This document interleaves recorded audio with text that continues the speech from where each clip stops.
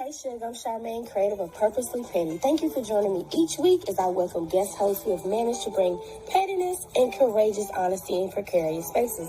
Now, if you're unashamedly brave, navigating tough spaces, or just plain old petty when you have to be, then this is a safe space for you. But remember, being petty without a purpose is just plain old. I'm purposely petty, baby. I feel like this is knowledge. This is free game. So y'all need to be taking notes. Take notes. If you are in the purposely petty audience, you need to take notes. If you need some help with revenge, just DM me because I've done a lot. I can help you get there. Let me put her stuff on the screen. So y'all stop playing. The other thing is, like, if I'm in like business friendships and stuff and things fail, or you do something to me like steal my information or whatever, I like to buy your domains. Yeah. Whatever your business name is. I have watched her do that, and it is funny every single time. Whatever your business name is, you do something to make me mad, you will not have the website. Or you can have it for a small price of $1,699. So I own now probably like 80, 85 domains. I took my you have to get to the place where you realize, you know what? This ain't it. You know what? This really ain't it. And it's nothing wrong with me saying this ain't it. Regardless of if you have kids, regardless of if you put in 10 plus years, whatever, 5 years, 3 years, 6 months. If it ain't it, it ain't it, baby. And it ain't no need of you staying around hoping, like y'all said, like that baby daddy gonna propose to you, because he's not. Okay. With them diamond chip rings, people always say, I want a Proverbs 31 woman. I want a Proverbs 31 woman. You know, I want to be a Proverbs 31 woman. And you know how we've been taught that. But over the summer, I started to think, well, what type of man covers or elevates a Proverbs 31 woman? What is a Proverbs 31 man? Like, what position did he hold in life? What type of environment did he create for his wife, for her to be propped up and to be praised? Full stop. What type of environment did he create for his wife? Full stop. Yeah. Let's go there. There you go. What did he do? A week. Get it together, bitch. That's what. And it's sad because people then come to you and say, well, you shouldn't be that type of way, or you shouldn't do those type of things. But this is who I am. Mm-hmm. Why should I have to change my spirit because there are leeches out here who want to drain my spirit? You just gotta vibrate higher. You gotta vibrate so high that you get rid of all the stragglers. That's it. And I did. And that's when I feel like I met the person that I'm with now. Like, I was like, girl, you cannot be vibrating that low, that you out here crying over a nigga who worked at a paper book factory. He out here binding books, and you write books. Girl, that we're not accepting. Yeah. God is for everybody, regardless of if you don't agree with their lifestyle choices or what. He is for everybody. He's for everybody. And we're not in the space as a whole to just for everybody to come, because then if they don't subject to your ways of thinking and your cliques and your, you know, if they don't take on the form of how we do over here at Pentecostal of praise, you know what I'm saying? Like, what? Yeah. POP, that's how we do. Like, no, why have we become gangs? That is comment. And then people are coming up and they now y'all arguing and you arguing, everybody got stuff to say, and there's discord amongst the body of Christ, and the world looking at us like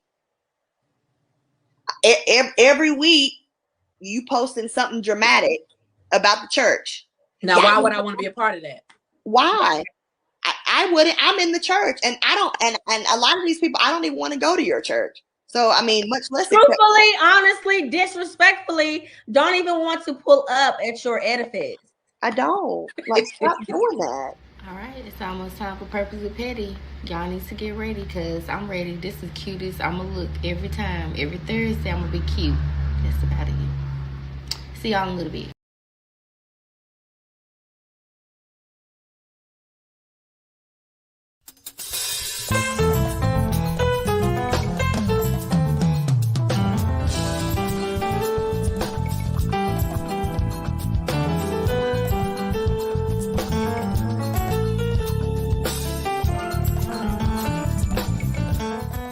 I'm purposely petty, baby. I don't care.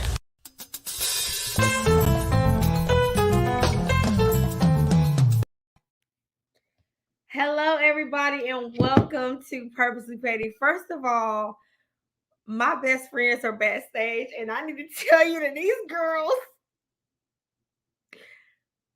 I ain't heard from Imari all day, okay? Sis ain't responded in the chat all day. But when I tell you sis is looking like a whole snack backstage, I'm like, that's what you doing, Imari Jackee.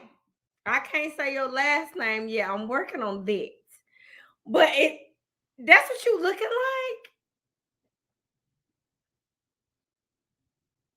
Welcome, everybody. Welcome to Purposely Petty. I have been off since August because I deserve it. But this is also episode 25, and also 1 year today I started Purposely Petty. I'm so proud of myself. I'm very proud of myself because it's something that I've always wanted to do, and now we are here. So, yeah, it's so much stuff that we have to catch up on. Oh my God, I'm so happy. Like I'm in a really, really good, happy space. And I remember when I used to be so sad, but I'm in a good space right now. So tonight is 20s versus 20s. I'm sorry, 20s versus 30s. And I have definitely changed a lot from my 20s. And so we're just going to like dive into that conversation whenever that happens. However, there are a couple of things y'all know I do the announcements before we start the show. So first, if you are going through a breakup, separation, or divorce, I have something called the breakup toolkit, a breakup, separation, and divorce support group. So if you're going through a really tough time, if you know somebody is going through a tough time, you can always invite them to our safe space. There are people there who've gone through divorce, separation, like terrible breakups. And we provide resources for you. If you have something anonymous that you want to bring to the group and you got questions, people will lend their advice to it. Lots of wisdom, lots of knowledge for those folks who's going through like a tough time. I'm never gonna forget what it felt like to go through a divorce, and I needed answers, I needed suggestions, I needed advice on what I was supposed to be doing going through my breakup. So that was always nice to have. I had Imari, which she's getting ready to be in the group. I had Imari to help me through that tough time, and we'll probably get into that tonight too. The next thing, my mother and I, we wrote a devotional, Like Mother, Like Daughter. It's a 7-day devotional. It's very practical, where you can do things to strengthen their relationship and the bond that you have with your mom. I'm very close to my mother. I talk to her every single day. It hasn't always been like that. But now that I'm in my mid 30s, heading towards late 30s, I feel like after I turn 37, I'm officially in the late 30s. At any rate, me and my mom, we wrote this devotional together to help us to get closer to each other.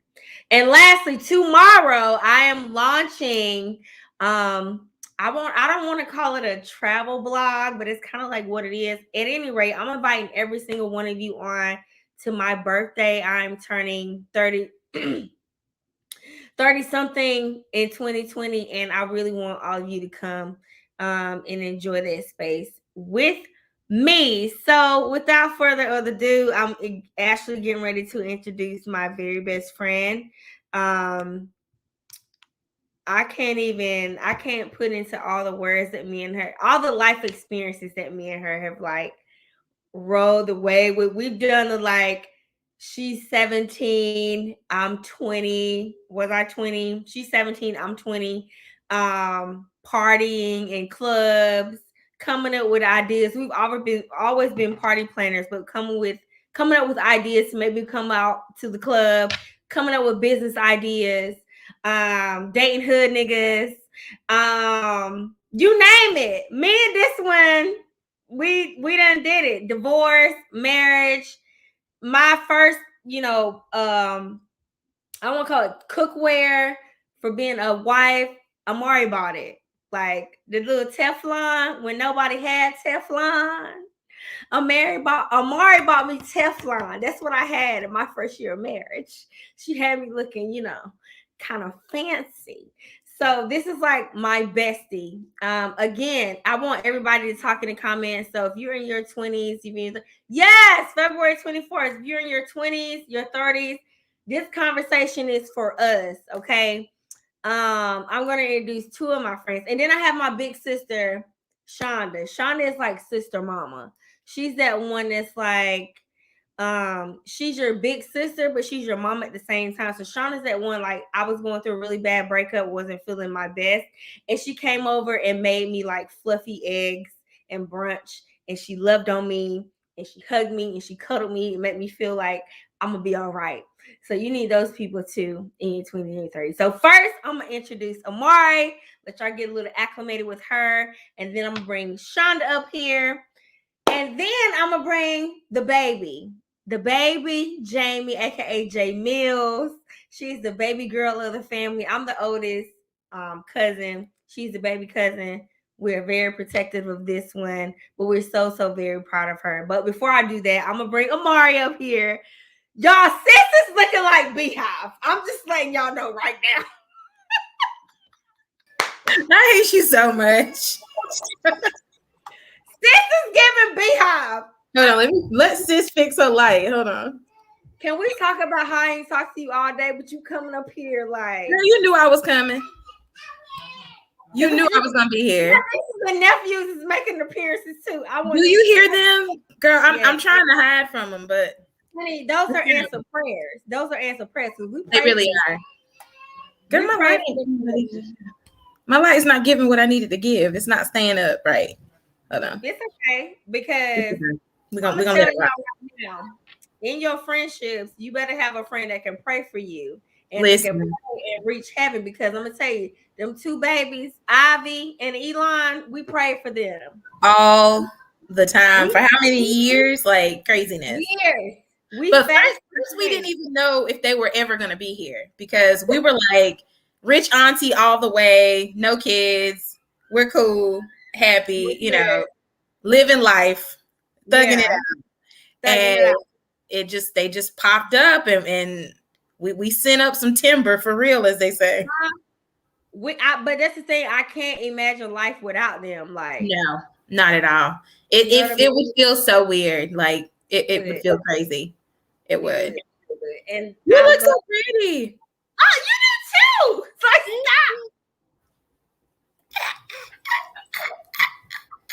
I feel like I'm not gonna see you though until Kid's birthday at the end of this month, at the end of October. But are you going? I'm so excited. I'm coming. You come on. Okay. That's my sister. I'm gonna be there. She was like, Charmaine has to come. I really want Charmaine there. I'm turning up for Kid's birthday. That's what it's gonna be. She's turning 40. That's a big one. It's a big one. That's why I was like, I can't miss that one. I will be there. Yeah. I would absolutely be there for that birthday. So yeah, everybody, this is Imari Jackee, entrepreneur extraordinaire. Tell the people about yourself. Tell them what you can do, what you offer, you everything. Like, just tell the people. Okay. You're very accomplished, friend. Come on. Thank you. Okay, so I am a change manager, project manager by day, and I'm an entrepreneur by night. I probably have had like 17 business ideas in the last 5 years, maybe even less than that. Charmaine and I both come up with a business venture, probably together, like conversation, probably like every once a month we have a new idea that we run past each other. Like, hey, what do you think about this? Oh, I got an idea to do this. So like she's kind of been my my business buddy or business bestie that I can also like bounce ideas off of. But one of the things that I do, my love has always been like helping people start businesses. I want to be an entrepreneur that helps create other entrepreneurs. And that's one of my main focuses. And then also helping career women, find their dream jobs. I was a person who at one time felt like I was kind of boxed in and that I was, stuck in a certain tax bracket and that was where I was going to be for the rest of my life.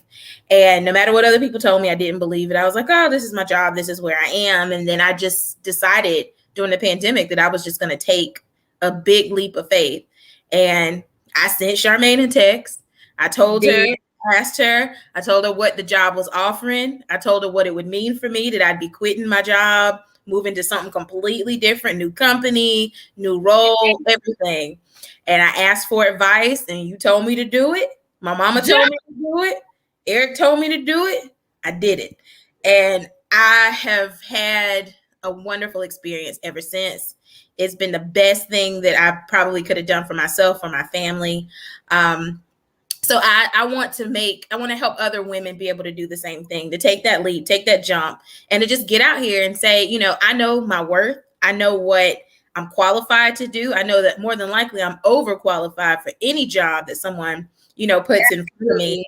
And, I can literally do all the things. We don't have to just be one thing. We don't have to box ourselves into one corner. If we want to be a teacher by day, if we want to run a travel agency by night, if we want to write books, if we want to write children's books, if we want to create devotionals and have Bible study and do what we can do, every single one of those things.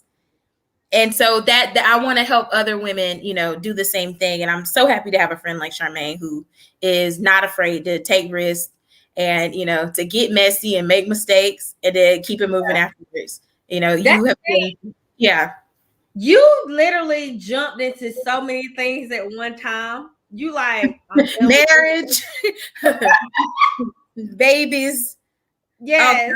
You jumped into a new career, a husband, children, like all in like 6 months. You like got this, done this, jumping here. Like, and we haven't died yet. I didn't kill the kids yet. You did not kill my niece and my nephew, girl, because I just knew something was gonna happen. Because me and kids, you've always been a kid person. Yeah, I have never really been a kid person. I've always been like the whole "F them kids" kind of slogan. Like, literally been me. And so now it's like, dang, I can't say that anymore because they're mine. Like, yeah, it's a whole new world. He was like, ooh, I gotta hold them. I gotta change their diaper. And I'm like, oh, give me the baby. I want to hold the baby. That's always been you. You're like, nah, I'm good. I'm good on them kids. So first of all, I'm just saying publicly, I'm very proud of you. All the changes that you made in your life. You're just taking it by stride, just like with everything that you've done in your life, whether it was divorce, separation. You feel like, I got it. I got it. Leaving the nigga You're not a weako. You out here, doing what you gotta do. Because my mama ain't a weako. Period. And your mama is not. But yeah, shout out to Belinda for real. Shout out to Belinda. She's probably creeping in the comments somewhere because you know how she does. Yes. I'm gonna have to watch her, make sure she don't be cussing or nothing, It's okay. It's my girl. Shout out to Belinda and shout out to Mary because they raised some real ones. They did. Yeah, they hold us down too. Period. All right. So Shonda, are you ready? Shonda, like I told y'all, she is the big sister mama. She's an amazing entertainer. The couple of times that I performed at the Richmond Jazz Festival, it's because of her. She was headlining. Shonda name's in the thing. She can sing her tail off. You got that right, mama. Period. Belinda is in the comments, like you said. You know that's my girl. I don't play about my girl. I'm coming to kids' birthday party. We got to turn up.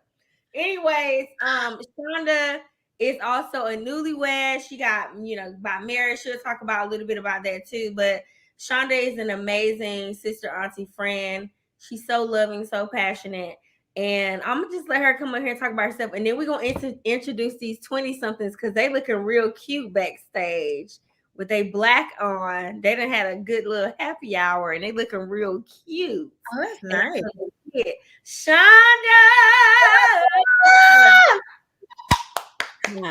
Hi. Oh my God. Girl. Skinty Shonda, by the way. Shonda. Little Shonda. Minute Shonda. She's working on a thing. That's all I can tell you. She's working on a thing. miniature Shonda with the big tail. Okay, You look it's great. still there. Listen, thank you. I'm trying to be on my slim thickness for the 99 and the 2000s. I know that's right. You always have Well, that. I'm so excited to have you here. You know, Fuzzy, I can't talk about our group chat, but I'm not going to tell y'all the name of it, but we had a group chat, you know, 30-something-year-old women, and we talk about the ups and downs of life and all those things. And I met Shonda my freshman year at Winston-Salem State University. Amazing singer. The way that she sung, it made me feel like I needed to step up, and I did step up. I feel like I did. But the way that she sings and the way that she performs, it makes you want to be like a better performer and a better singer. So just tell the people a little bit about you, what you do, what you're passionate about. And then we're going to bring these UNC Chapel Hill, these amazing, brilliant Black women that I'm so proud of. They are amazing. Like, I read Rachel's bio and I was just like, okay, sis, you better do it. I said, Jaymee, your girl Rachel is the okay. I know her mama might be watching. My mama might be watching. I'm trying not to cuss, but I was like, she is the bomb, and I'm here for her. So, Shonda, talk about yourself a little bit. Yes, SU, Keosha, Okay, so, and then we're gonna bring Jaymee and Rachel up here. I am in true auntie mode because, like, she was sitting there in her bonnet. I got on my little robe. She done put on a little sweater, honey. She was getting into the savage runway show. Not she. I love. She was getting into the show or whatever, you know. And yes, I am in a shadow, so y'all have to excuse me. I just moved into a new place. Yeah.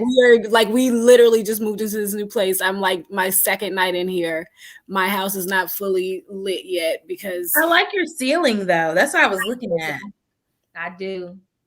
This is a 30-year-old conversation because I'm like, I really love how that looks. And like, isn't that like a staircase like right behind you? Yeah, and then like and then right behind, like, I don't know if you can see this, but I created a little kitty corner for my nephew. Oh, yes. I love that. I'm gonna have him a few days out of the week. We're trying to get him kindergarten ready. Not Shonda is in the shadow. Friend, I am trying to explain this to you right now, Mama. Give me a second to get it out, girl. I'm just moving to a new place. The lighting in here blows. I apologize. She's doing the best she can do. Okay. I wasn't even supposed to be on here. I was in here about to watch the little fashion show and get my little life. It's okay. And I'm here. What do I do? My life has drastically changed in just a short amount of time. I went from managing several of the like busiest and most well-known restaurants in Richmond and being a full-time performer to getting married in the pandemic, getting married in the middle of a pandemic and becoming a stay-at-home wife. And that's literally what you did. Come on, stay-at-home wife. My life partner, my husband, my friend, he gave me the option to stay home in the middle of a pandemic because I wasn't handling it well. And I am blessed to have a partner who said, well, sit down and rest a little while. I got it.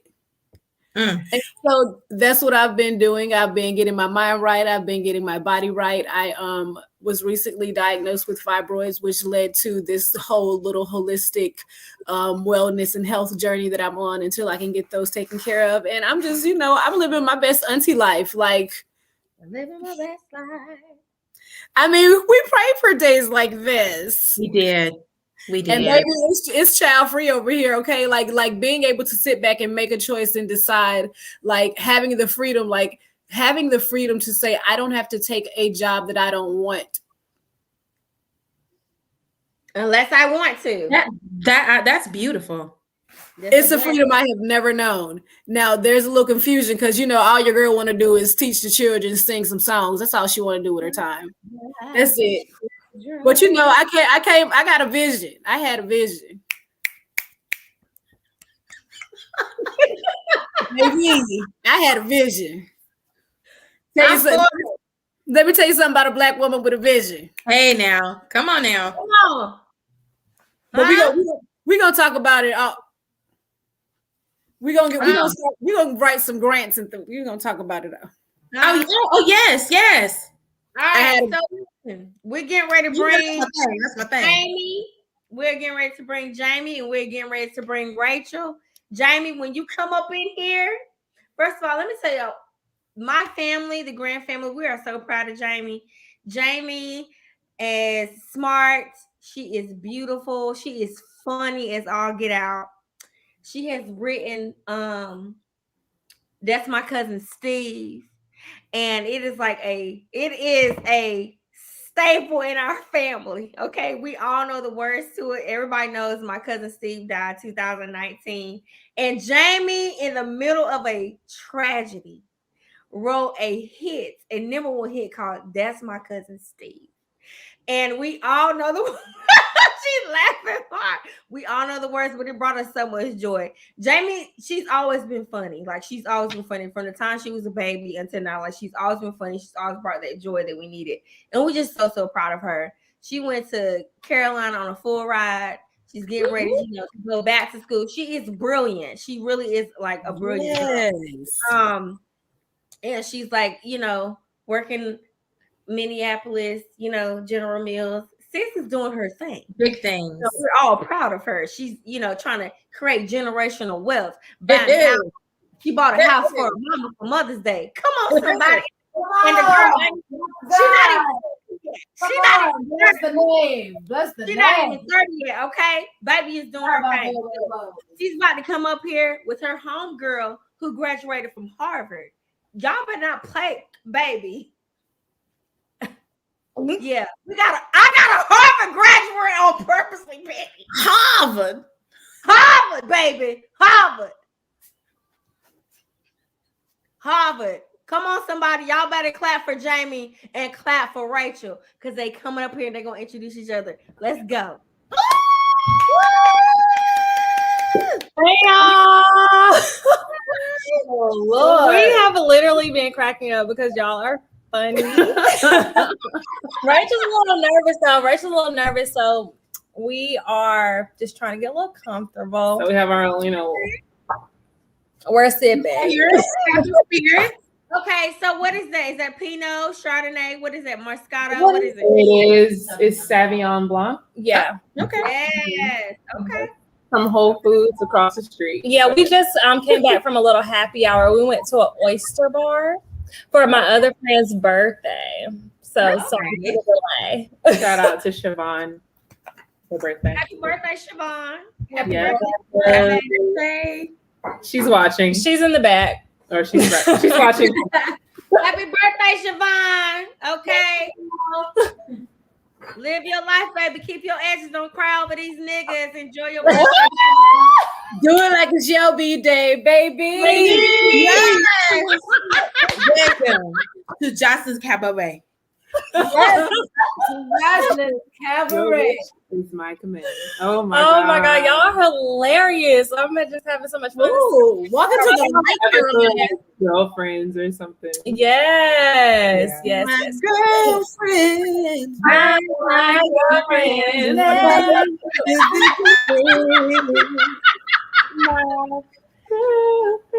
So y'all, we're not. That note didn't really go the way I wanted. Girlfriend. It was always the ugliest part to me. I used to hate that one part. It's disgusting. I feel like she looked like that when she did it. Good. Like, why? Why was it necessary? Anything else? Wow. Okay. So Jaymee and Rachel, introduce yourselves. Yeah. So Rachel, you want to introduce me, or how you want to do it? I can introduce Jaymee. Okay, then I can introduce you. I was hoping you were gonna go first, but here we are. Okay, so I was gonna read her bio, but I'm just speak from the heart, When I think about Jaymee, I think about a woman who's really powerful, really dynamic, like incredibly intelligent in all the ways. And she's just always joking. I say Jaymee can hang on the boat, and she can hang in the boardroom. And so wherever you place her, she is going to make magic happen because that's who she is. And so she is going to be our next Oprah with a little mix of Sarah Jakes Roberts. She can give a Sarah Jakes. She can give a little Michelle Obama. She can even tap into her Cardi B, and that's what I really love. And so Jaymee is brilliant. She's incredible, beautiful, inside and out. And so I'm really excited to be here with her today. So yes, thank you so much. I get so overwhelmed when people talk about me or give me my roses in person. I'm like, oh my God. She loves when people talk about her. She lying. I'm like, yeah, girl, tell the people. But no, okay. So Rachel, girl, powerhouse. She's an educator. She's an educator, so she loves the kids. I do. I love the kids. She loves the kids. She went to UNC with me. She's my line sister. She's a Harvard grad, as Charmaine already mentioned. So she has her master's from Harvard. She is a director of diversity recruitment for a nonprofit, a nationwide nonprofit. Now she's just got a new job. She's about to be an associate director for a school district, mind you. I'm just like, girl, you talking about me, but I'm like, my sis, director in the title. Okay, Marquise. Master's in the title. Okay, Harvard, UNC. We can go blow for blow. So no. I think we're tit for tat. It's fine. She also has a co-founder of her own nonprofit. Oh my gosh. Right. I don't like when people talk about me, but thank you. No, it's fine. She's a pastor's kid, so she love the Lord. Okay, we can pray. We love Jesus. Okay. I'll be up in that thing. You know what I'm saying? If my parents are watching, hey mom. Not up in that thing. Baby, I love you. Okay. Up in that thing. I'm for it. But all in all, we're 26. Mm-hmm. We're both 26-year-old young Black women trying to figure it out. And we have been blessed thus far. And I think we're already on the right path. So honestly, listening to you all are just as accomplished as we are, even more. Mm-hmm. So we're just here and we're excited to talk about our experiences as young 20-year-olds. And gain some wisdom too. There's a lot of wisdom to be gained in this 26. Yeah. 26. Right. Child. You're doing it 26. Going on 27. I like Imari and Shonda. I'm just looking at them like, y'all are killing it. Okay. Definitely. For real. The confidence, the love, the lack of like jealousy of what your friend is doing, and you're uplifting her and loving on her. Like that is beautiful. We're not jealous of each other. No. That's how we be checking. Things be like, girl, did you do what you said you was gonna do today? Did you study today? Come on, accountability partners. Of course. We always on each other. So I love that. I love it. That's something, but that's the thing. Like a lot of times when we're in our 20s, our friends, like it's like a silent competition in our friendships. Mm-hmm. And I think it's like a spoken thing. So what are you doing? Have you accomplished this? Have you done, are you married? Are you dating somebody who's doing this and that? Like, how do you both like kind of handle that thing? Because I know for me, it was like really hard. I got married in my late 20s. So a lot of my friends, they were already married at 21, 22. And I was like, girl, I'm outside. Okay. I'm still outside. I'm having a great time. I don't have to process. But I do think, Jermaine, I think it would be unfair to say that people don't have their own like internal struggles about what people are doing, even if it's their friends or things that you see on social media. Mm-hmm. I feel like 20s or 30s, 40s, 50s. I feel like people are always in the age of social media. When you see so much, it's a lot of comparison. But I think you just have to be really rooted in who you are, what gifts and talents and skills you have, and what you want to do.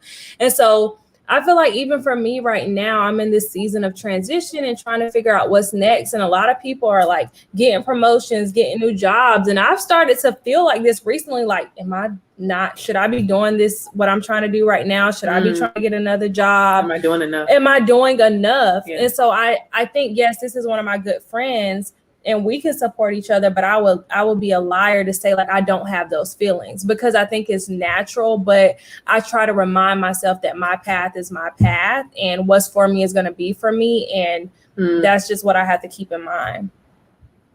That's awesome. And I don't think that ends once you get in your 30s either. I feel the same way at times. You know, I sit and I look and I'm like, oh, you know, this person started off with me at the same time, and now they are, you know, a multi-millionaire running their own business, you know, while I'm, you know, with my kids at home, you know, and I'm still working. I still run a business. I still, you know, I actually work 2 full-time jobs on top of having a business, but I still at times compare myself to other people and think, you know, what if I had not made this decision? You know, I could be doing what they're doing. It looks like they're living, you know, such this wonderful life, you know, on social media. But what I think I have learned is that social media is not real. Right. And that a lot of times what we see is literally what everybody says. This is their highlight reel. This is the good things that have happened to them. That's all they want to show. Most people don't really share their scars and their hardships on social media. Now, I will say that's one thing that I've always admired about both myself and Charmaine is the fact that we have been very transparent with other people. We've talked about our divorces. We've talked about hating our jobs at times. We've talked about our struggles with men. We've talked about business failures. We've talked about our parents and, you know, our issues that we've had with them at times, you know, and I feel like I respect the people who are able to really put themselves out there, because it makes me feel like, okay, I'm human. They're human. They put on their underwear the same way I do, or they don't. You know, okay, I don't wear drawers sometimes, but like we're the same. There's not too much that's different between any of us, but social media will make it look like this person's here while you're all the way down here trying to get on their level. But we're on our own level, you know, at our own time. That's my thing. I'm not in a competition with anybody, but I do have some of those similar feelings as you guys. Social media would be so. Yes. Shonda, how do you Imari talked about how she kind of deals with that comparison thing. Like, how do you combat that? Because I even now, like Imari, I right here recently, I'm just like, well, damn, man, you about to be 37 in February. You know, you have done this, you've accomplished this, you're doing this, but I'm just like, girl, do you need to go freeze your eggs? Like, what do you need to do? Because you're about to have a 1-year-old when you're 40. Because I don't have any real prospects that I would really want to have kids with. But at the same time, I'm like, I also know I'm not fully ready to have children because there's things that I want to accomplish financially, you know, career-wise, things that I want to do before I have a child. But at the same time, like all my friends have kids, like all of my really, really close friends, like all of y'all got kids, and I'm just like, well, except Shonda and Cadet, but I'm just like what am I doing? You know, yeah, I have this degree, I have that degree. I'm great, getting ready to graduate from this. I'm getting ready to accomplish this thing in my career. And they seem, you know, my friends, they seem so happy, they seem so fulfilled. Am I ever going to get that feeling? Like, how do you kind of like balance yourself and just like calm down, relax? When it's time for you to have that, you will have that. And I hate when people say that, like, wait on your man of God, wait on your man that's gonna come, do this, do that. And I'm just like, girl, I've been waiting. Advice. Yeah, that's not good advice. Girl, what do you need to do? Amari, I would love once you finish, I would love to chime in on like, because Charmaine, what you're talking about, I feel like it is a pressure for us in our 20s to be so focused on like the relationships and the kids and the families, because we are approaching that age of 30, which I feel like is in society. It's like, oh, when you're 30, it's hard to have children, so you need to go ahead. And I feel like we're using that age of 30 as like a marker to like dictate how we're supposed to live the rest of our lives. And I feel like it's a lot of pressure to even date, because especially in the church, it's like you need to date to marry. And it's like, but do I want to marry every man that I'm dating? Is there just some fun in just dating to get to know somebody and learning about dating? But I do think it's a lot of fear around, oh my God, when I get to 30, if I'm not married, if I don't have a prospect, if I don't have children, is my life deemed successful? And I feel like at this age, we're starting to see more and more people having weddings, having baby showers. And so we're both single. We don't have any children. I feel like we have these conversations all the time because when we look in the dating pool, it's like, well, damn, are there men out there for us? Like, especially as high caliber Black women with high standards. I'm like, well, high caliber. But like, okay, so like I always try to bring this conversation back down to the bare basics. We have patterned these conversations after what society expects of us as Black women, and then further when you are a church kid, you're you're a PK or however, whatever you're church kids. We're all church kids. We look at our lives and we compare it to these invisible markers that everyone has set, or even maybe not so invisible, like they've said you should do this, you should do this, you should do this, and at the bottom of it no one has really centered themselves and considered, what is it do I really want to do? That's good. Like people want us to do. And see, and you're sitting here and you're talking about, and I'm looking at these people and they're doing this thing and they're doing this thing, but I haven't heard you say at all, I want this thing. You've said these other people have this thing and I'm expected to have it, but out of your mouth, you haven't said, I want this thing. You're 25, you're 26 years old when I tell you have your entire life ahead of you. Because I'll tell you, for me, perspective is like, I grew up church, like apostolic Pentecostal girl, denim skirt down to the floor with the snakes. Chapel style. You had the doily in your head? Yeah. Shonda, when I met Shonda had a jean skirt on. She had on a white long sleeve shirt, buttoned up, with a jean skirt on to her ankles. And I was just like, girl, you can bring it up a little bit. Because by that time, I was in Deuce Foe, and I was like a party promoter girl. And I'm trying not to cuss because I know Rachel mama up here. But I was like a party promoter girl. And but see, you also have to understand, I was a couple years older than everyone else. Charmaine's freshman year was also my first year. It was in Salem State University. I had already attended East Carolina University. I graduated in the class of 01. Go Pirates! Go Pirates! That's where you went, Imari. You left. Yeah, that's my alma mater. That's where I started. That's where I started before I came to Winston-Salem. Even though I claim Winston-Salem State, but yeah, and Will, I claim them both. It's okay. It's okay. I claim y'all. Y'all my sisters that I made at Winston-Salem State. Y'all are my sisters. Forever. Okay. But like I didn't get married until I was 37, and I will be honest and tell you that I spent way too much time considering what other people expected of me, and not enough time thinking about what I expected of myself.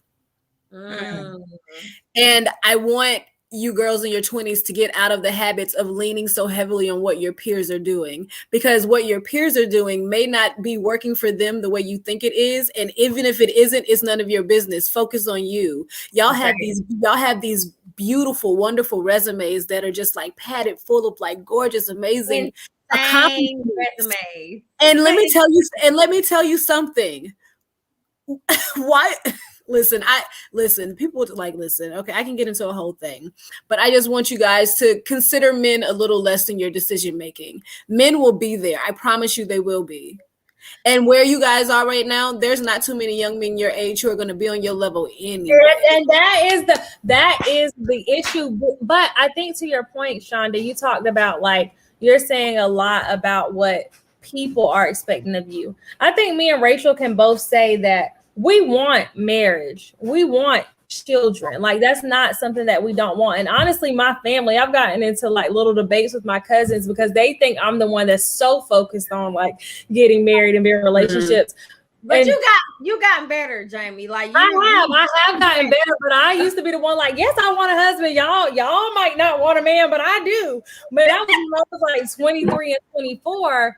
But I think it is also generational stuff too. Like in our family, we don't have a lot of men. And I feel like I have done a lot with breaking generational curses with where I am right now. And me and Rachel were just talking about this thing of, can you have it all? I feel like you see so many successful Black women and they might not have the man, they might not have the family, but they have all the accolades. And it's like, I want to have it all. I want to have the accolades and the family and the love and the children too. And you can have those things. And you can have those things. You can have all those things. And there's nothing wrong with you saying that, like with you verbalizing, I want all these things. don't allow, and I know family, all of our family will, joke on us or whatever. Especially I know your family. So I know the kind of jokes and stuff that they say. I've been around y'all at holidays and I've seen all kinds of things, okay? So I know I have. But I know that y'all love each other, and I know that that's why y'all are so passionate about certain things. But it's okay for you to have those feelings, and for you to say, at some point in my life, I want these things. At some point, and Imari is doing it now. Oh, thank you. I mean, now my life is definitely not perfect. There are so many things that I want to change about myself, and things that I wish I could have done earlier, or whatever. But I do feel like if you write down the list of things that I wanted, I have all of those things now. And I got those things without the man first. Then I got the man. Then I had the kids. I got married at 18, which was the biggest mistake of my life. Okay. I actually left college to go get married. Like literally left college, got married. No. I don't think you know how dramatic it was. Imari was at school one day and then she wasn't. I didn't even tell anybody. Nobody knew where she went. Yeah, how did that happen? We didn't know where she went. Oh, Lord. How did that happen? We didn't know where she was. I literally looked, I was like, and I didn't talk to her for 2 years. Like after she left and got married, we didn't talk for 2 years. Honestly, it might have been longer than that because she left. I didn't talk to you until I was getting ready to get married. It was like, I think we reconnected like 2010 about some nonprofit stuff. Yes.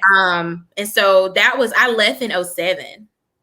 Yes. So it was 3 years. But it might have been a little bit after you were getting ready to get divorced because that was when we really, really got back, connected with each other, was during that time period. But I was in a relationship when I went to college and we were like on again, off again. And then he proposed my sophomore year, which was really my freshman year because I graduated early from high school.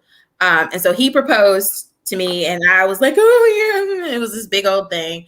And my daddy was like, don't you get married, girl. Don't you do it. Don't you get married. I didn't listen to my dad. My dad stopped talking to me for like 6 months, like no words. I would come to the house. So you and your daddy are close. Yeah, I would come to the house. My daddy wouldn't say a word. He acted like he didn't see me, like nothing, no conversation, nothing. He was so upset. He knew it was the worst decision ever.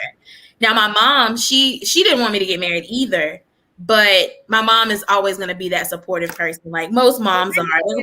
Like, yeah, I trust you. You're doing the right thing, or if that's what you want to do, whatever. But I think she had the side eye the whole time too, and Charmaine, my sister wasn't for it at all. Like she peaked game, and that was never the thing. And so I admit I made a mistake in getting married. We actually stayed married for like almost 8 years on paper. Wow. But yeah, he decided while I was and I tell the story all the time. I moved with him. He was military. I moved with him to Japan. There's a military man, girl. They'll snatch you up real. They will. And while I was in Japan with him, we packed up all our stuff, moved it. We had bought a house. We moved everything all across the world. And he decided he no longer wanted to be married while I was in Japan. I quit my job. I had like $25 to my name. And that was $25 that you have to keep the account open. Because I was dependent on him. Like that was my husband. And so, girl. And so I, had to really like figure out, okay, how am I going to get from Okinawa, Japan, back to Raleigh, Durham, so I can get home to Goldsboro, and so, girl, that's right. Child, I had to make it. I had to get there. And so my, family stepped in, whatever. I ended up getting back home. But once I got there, I had to start all the way over, like nothing, all the way over. And I didn't even have clothes because my stuff had been packed up and shipped to Japan. So I had to buy underwear, like clothes, shoes, socks, everything, start from scratch. And I told myself at that moment, I said, okay, once I get out of this situation, I'm not going back again. Like I'm not doing this again. The next time that I get married, it's gonna be forever. Or your sister. Oh, that's my sister. What's she talking about? I don't know. I don't know either. I will ask a question if that's okay. I just for wisdom purposes for the 20-somethings who are watching. Like, do y'all really believe that you can have it all? And so I'm thinking on a really like pragmatic, like meta level of like statistics of like Black women. What is statistics? No. I was wondering meta level. I knew where we were going. Fine. I was wondering if you were going. Got it. No, but like wondering, like even like from what I read a few years ago, there was an article in the New York Times, like for every 8 Black women, there's like 1 eligible Black man who is like, I guess, like of your same education level, income level, and so on, like sexuality and all that. And so I'm just wondering, like, statistically, do y'all think it's possible? And then also just like from the like romantic and like love type of, I guess, thought process and seeing like, is it possible to really have it all with because it's looking real. Because no, but seriously though, it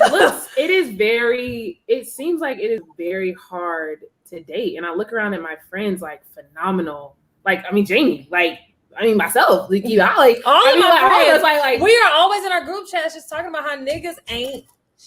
Okay. So I'm like, is it because we're young and they're just not? No, they ain't shit at 30 either. Listen, they ain't so do we need a white? Do we need? So I think that I wanted to bring it up earlier, but I didn't know how appropriate it would be. But statistically, I think Black women need to start considering.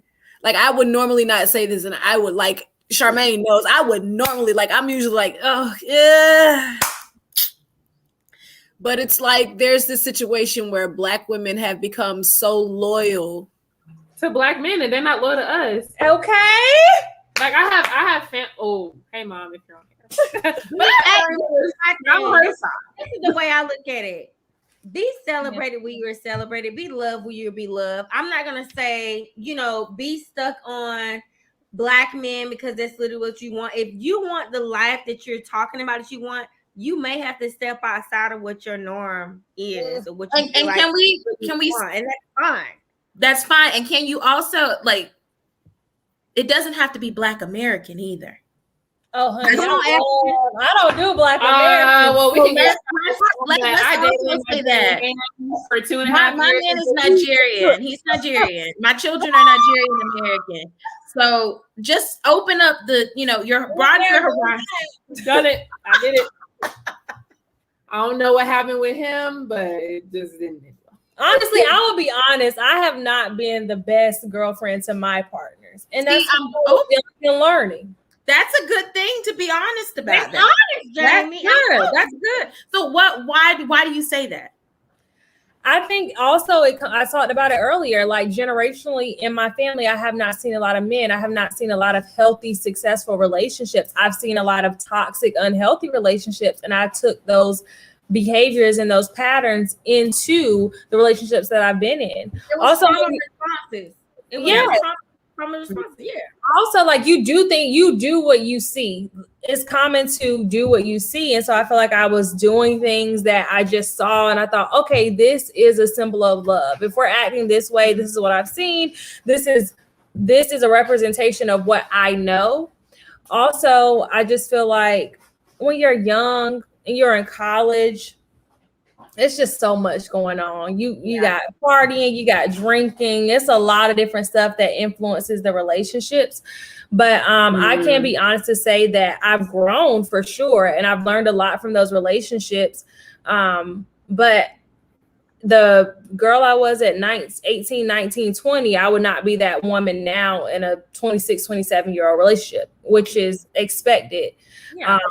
But I think it just boils down to experiences that I had seen. I have, and this might like be kind of segueing into something else, but I do want to talk about too when it comes to relationships, like Black women being like pampered and feeling loved and feeling soft and feeling like, I don't know, there's like this element of like just like tapping into your femininity that I feel like I haven't necessarily experienced outside of men who are in my family. Like my dad, he like got me my Valentine's Day gifts, or like he picked me up from prom. It was kind of annoying. These men be acting like it's but yeah, they act like it's a big deal when you want to go on a really nice date, or they don't. I'm like, if you broke, just say that. But the thing is like they really, but they don't be broke though. I'm talking like consultants and like, I mean, if you don't like me, then just say that. You know, I don't know if it's that they don't like you either. I think it's similar to what you were saying, Jaymee. They haven't seen it. A lot of these men haven't seen that either. They don't know that life either. Are they allowed to use that? Is that an excuse? We use it as an excuse. We use it, so yes.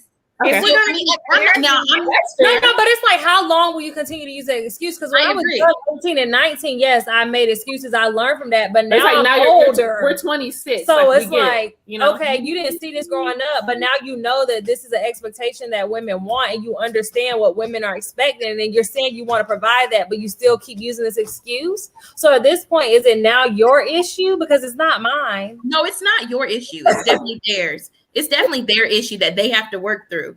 But what I always say is the right woman will come along and that issue will disappear. Okay, that's good. That's good. That's I honestly feel like men do what they want to do for certain women. They do.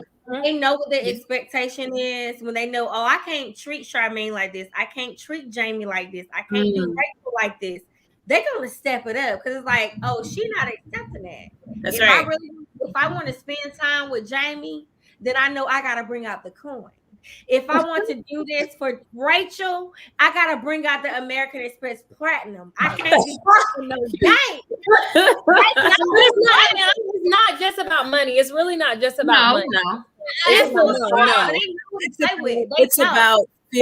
about feeling like taken care of, feeling like your needs are being met. It's about feeling like you're being seen as an individual. And you get tired of feeling like, and I fight it daily, like, and I talk about it loudly about being made to feel like, as who was it said, we're the mules of the world. Black women are the mules of the world. Neil Hurston said that. Black women. I refuse to believe that my grandmother, when do women bring out the coin for me?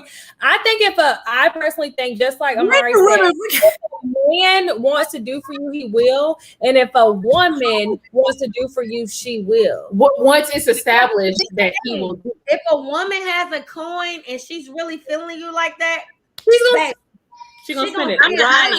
I'm a gift giver because I like to receive gifts as well. So I bring out the coins. I'll pay for expensive dinners. I'll buy Gucci belts and shoes and whatever else. I do those things because I want you to do the same thing for me. What you say, page manager money. If you want to mail me a Gucci belt, I mean, we don't have that. We're only 26. We would spend money on men who we feel like, you value me, you enjoy, you make me feel welcome, you make me feel like I'm not wasting my time. I'm having a good time with you. I don't mind spending money on you. But if you stupid, I won't even buy you a bag of peanuts. I won't buy you anything. But I think at our age, and I think what we see with our friends, is that I don't know if it's because they don't have it. No, not that they don't have it. I'm talking about, like, we know what our expectations are and we know what we should expect. But I feel as though maybe we're just bored, or we want to we're lonely, or whatever it is. We continue to allow these men to treat us in a way that are not at our standards. I personally will cut. I ain't got time. But I'm a young 26-year-old. I have friends who are this age, and we spend a lot of time talking about men. And oftentimes we're like, oh, we done with him. 5 weeks later, girl, I'm bad talking to him. No judgment. We've all been there. But it's like, I feel as though when we're going back and we're allowing them to continue to display behaviors that we know are not our standards, they're not going to change, because they know then, like, okay, well, she talks all this game, but she's going to put up with what I'm providing. And do y'all feel like when you were in your 20s, maybe because you were fearing what 30s was, or you just wanted to have company, or you were lonely, you were putting up with things that you would not put up with now in your 30s? Can I add to that too? and I want to make sure I'm wording this properly. I feel like there's a double standard that exists between men and women, where women have to deal with more, I think, turmoil inside of relationships than men do. When you do something to a man, he will cut you off immediately. But when something happens to a woman, there is this unspoken element of forgiveness, expectation of forgiveness that exists. And so I'm wondering, like, it's already hard enough. And I really mean this, like, so y'all can speak however you please, but it's already hard enough to get a man. And then once you have him and it's time to keep him, it's like when he does do something wrong, is he gone? Or is that forgiveness there? I'm just curious to know you all's thoughts. Like in your 30s, because I think in your 20s, it's like you can go because you can find somebody else. But in your 30s, like, what is that? You can still find so I'll say I didn't get married till I'm 38. I didn't get married till I was 37. One. I think it's important to listen, when I say we center the opinions and ideas of men so hard, like this is what I mean. Like yes. Yeah, but you have to decide too. Like, say that again. Shonda, say it again. We center the ideas and everything. Say that one more time. Because I want people to get it. We center the ideas and the desires of men above all things, and they enter our conversations no matter what we're talking about. Oh, that's so true. And like we're having this conversation now, and we're talking about men, but again, instead of talking about the things that you want, you're talking about why specific men aren't giving you what you want. When you could be making the same choice that those men are, you could be making those same hard boundaries and saying that they are. And we complain about, well, women don't do these things. Why aren't we doing those things? Who said you can't? That's right. We just sitting here putting, girl, he's preaching. I don't even have. We're perpetuating the problem. And we only do what we're taught, because when we are, we're like taught to stick it out and to make it work and to work it through and all those different things. But at some point, you have to think: is being in this relationship, is maintaining this relationship worth the emotional turmoil that I am going through? Is it worth it? What the song say? Come on. So, like, I say all that to say though, like, I direct you guys back to yourselves. Like, when it came time for me to have a partner, like I found an old journal from where I was writing in like 2017, where I had written down some tossed away. Like I got, you one of those people got all them journals, they halfway written in, I'm all of that. But I found a journal from 2017 where I wrote down all the qualities in a spouse that I wanted. And I tucked it away and I went on and went out about my business and dated however I was dating and did what I was doing. But when I got tired, when I for real got tired and started putting a hard line in the sand of what I would and would not accept and from who, the right person showed up. And when I looked back at that notebook, that person that showed up had all the things that I had written and prayed and manifested in that little book. When I'm telling you, when you start getting into yourself, when you start focusing on what it is that you need and what you want, the things that you need will be presented to you. And you know this, but you have to be ready to receive it. And y'all remember, Shonda, you and Charmaine remember the year that I met Eric was my first full year ever really dating, like dating. Yeah. I had been married for so long, and I dated. Okay, I did all the things. Stories. Oh gosh, stories, y'all. Amari would come in that group chat, and we would like literally live for whatever. We're not even supposed to be to, like, the first rule of group chat is you don't talk about group chat. But like, you remember the other day, one of Charmaine's friends said that she would have to burn Charmaine's, like she need to burn Charmaine's phone. This group chat is probably the first thing that needs to be like, for sure. Oh, for sure, because that thing was banging. Okay, I lived my life. Okay, I had a wonderful time for the and when he popped up, it was to like I wasn't expecting it, but I had. Like maybe 2 weeks before I met him, I had posted something on Facebook, and it was like all my qualifications for what I wanted in a man. Yeah. And me and Charmaine were both mad at whoever we were talking to at the time. And I remember Me, her, and my sister went to McCall's in Goldsboro. Girl, eating hush puppies. Eating some hush puppies and sweet tea. And we were upset. We were so mad. And like literally that night, I got on Tinder, and that's how I met him. Like literally that same night after I had just posted all that stuff, and I was just like, I'm gonna post it and leave it, move on with my life. And I remember people commenting underneath it. I need to go back and see if I still have the post, but people were commenting underneath it like, well, what about this? You didn't put anything in there about this, but you don't want this. Why wouldn't you want a man that had like, this is my dream. This is what I want in a man, not what you would want. And I think, and I think that goes back to what kind of the whole gist of what we've been talking about. A lot of us are basing our wants and needs on other people's opinions and other people's, their dreams, their goals and things that they wanted. And it's not truly us. Like, what do we want? What kind of man do we see ourselves being with? And furthermore, what kind of woman do we want to be with that man? With that man. And that's why I'll be 100% honest. I ain't ready to be nobody's wife and nobody's mama, period. Okay, but listen. You know this, and we sitting up here spending all this time talking about why you not dating the kind of man you want to date. But it don't matter because you're not even. That was Rachel. That was Rachel for the show. That was That was Rachel. They want to ask my question. I didn't know. I just mean the conversation. I just mean the conversation in general. Like, it's like wait. But listen, this guy right here. My cousin this the other day in group chat. I'm in a season now where I'm focusing on myself. I'm dating and talking to people, but my expectation is not that I'm dating to marry. I'm just dating. I guess you could say dating for fun. And to some people, that's like, why are you dating for fun? You should be dating to marry. You should be dating with expectations. And that's what you're saying, Imari. What do you want? What is important to you? And I know in this season right now, I like having companionship and talking to people, but if it doesn't lead to something that's going to lead to marriage, that is okay, because I still do have the faith to believe that I'm going to be somebody's wife. And it might not be within the next 2 to 3 years. It might be the next 5 to 6, 8, 9, 10. Yeah. But I think that at our age, and the reason why I want to bring this up is that so much of the conversations, like we're talking about it right now, we can go to the next topic, but it is about dating.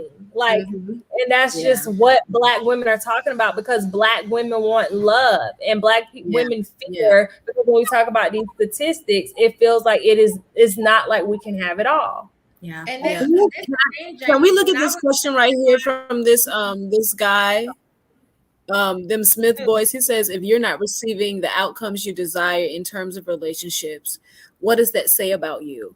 And like, I just want to say, like, I feel like that's.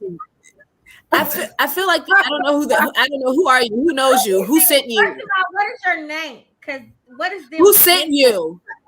Who sent you? From? He said, "Who is this? Who is this?" But like, so okay, so I think realistically though, like that's really an individual thing. Like you can't collectively say this is what it says about anyone, good or bad, because you don't know people's specific situations. But what you can gander from that about yourself is that maybe the habits that you've cultivated in your dating life are not getting you the results that you want, because you're accepting things that don't really work for you.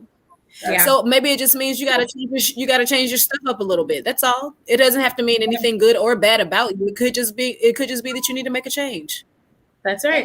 Go ahead. Like, I was going through my divorce. When I was going through my separation and divorce, Imari is the one that kind of made it like plain for me, because first of all, I grew up in church.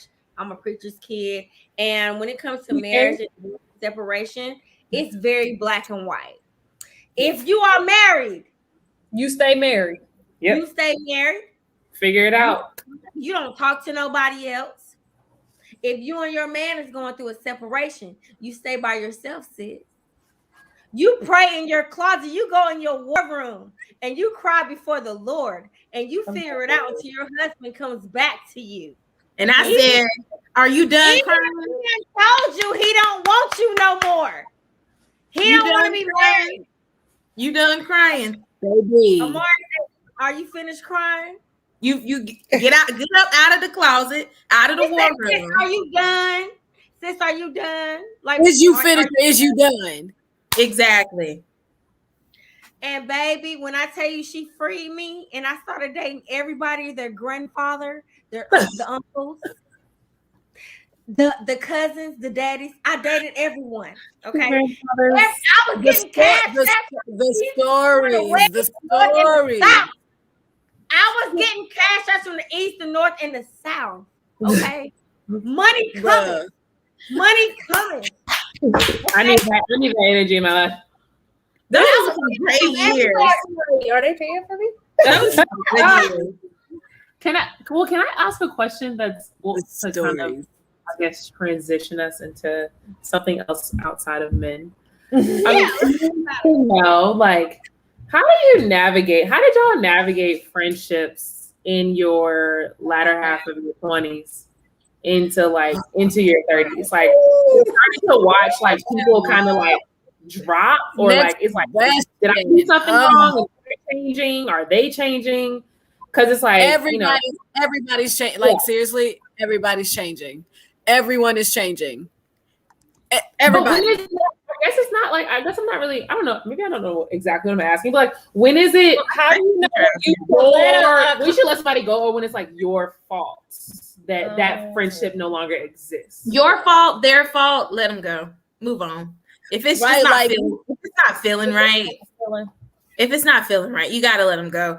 I know for sure, like for myself and Charmaine both, we've experienced a lot of friendship loss. Breakups are so hurtful. Some of them are. Yeah. The ones that aren't hurtful and they don't make you sad. You know what it is. You're like, okay, yeah, we weren't really that cool because I don't even care. I don't talk to her anymore. Like it just doesn't bother me at all. But some of them can feel like Charmaine is. What you say? If you don't give a damn, we don't give a. Charmaine is a party. I love it. You gotta do the don't start. No, you gotta do the stomp. Don't start, no stop, Won't be no stop. No.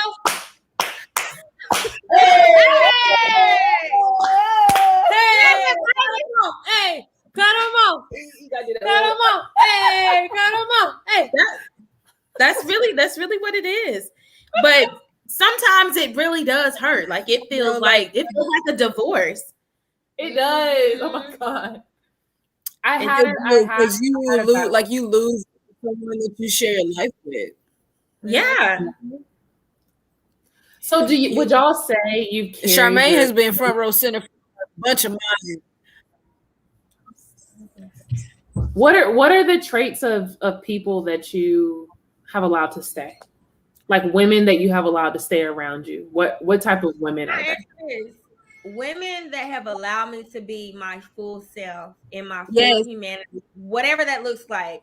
If I'm having severe anxiety, if I'm in a deep depression, and I've been in that place for like months, if I'm not feeling like my full self, if I'm not doing my hair, if I'm not getting up going to work, if I am lashing out at people and they are sitting with me in the dark, because our lives are not always sunshine, it's not always rainbows, it's not always, oh, I've accomplished this, I graduated from here, I've done this.